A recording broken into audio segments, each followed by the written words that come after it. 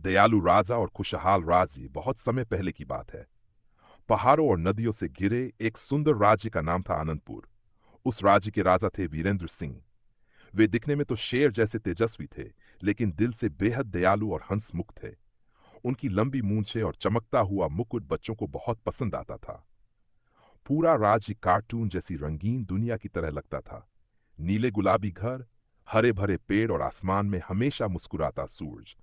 राजा वीरेंद्र सिंह का एक नियम था, राजा का सुख तभी है जब प्रजा सुखी हो। वे हर सुबह अपना बड़ा सा लाल घोड़ा लेकर राज्य का भ्रमण करते, रास्ते में बच्चों से बातें करते, बुजुर्गों की समस्याएं सुनते और किसानों के खेतों में जाकर हालचाल पूछते। उनकी सबसे खास बात यह थी कि वे किसी को भी छोटा नहीं समझते थे। एक दिन राज्य में अजीब समस्या आ गई। अचानक कुएं और तालाब सूखने लगे, फसलें मुरझाने लगीं। लोग परेशान हो गए। कुछ दरबारी बोले, महाराज, ये जादूगर की करामात लगती है। तो कुछ ने कहा, यह प्रकृति का प्रकोप है। राजा ने घबराने के बजाय मुस्कुराते हुए कहा, समस्या चाहे जो भी हो, हल हम सब मिलकर ढूंढेंगे। उन्होंने पूरे राज्य में घोषणा करवाई कि जो भी इस समस्या का हल बताएगा, उसे इनाम दिया जाएगा। उसी शाम एक छोटा सा चरवाहा लड़का दरबार में आया। उसका नाम था गोपाल। उसने कहा, महाराज, मैंने पहाड़ी के पीछे एक बड़ा पत्थर देखा है जो नदी का रास्ता रोक रहा है। अगर वह हट जाए तो पानी फिर से बहने लगेगा। दरबारी हंसने लगे। एक बच्चा हमें रास्ता बताएगा? लेकिन राजा ने गोपाल की बात गंभीरता से सुनी। अगले दिन वे खुद सैनिकों और ग्रामीणों के साथ पहाड़ी पर गए। सचमुच एक विशाल पत्थर नदी का रास्ता रोक रहा था।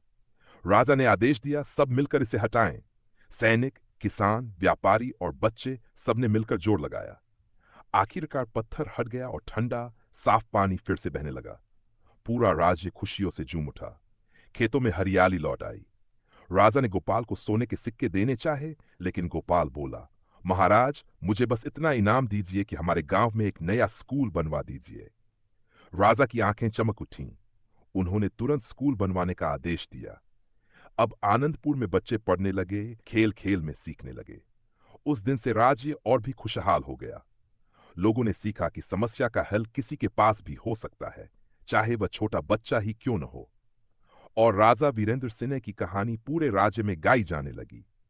इस तरह वह कार्टून जैसा रंगीन राज्य सदा हंसी और समझदारी से भरा रहा, जहां राजा और प्रजा मिलकर हर मुश्किल को आसान बना देते थे।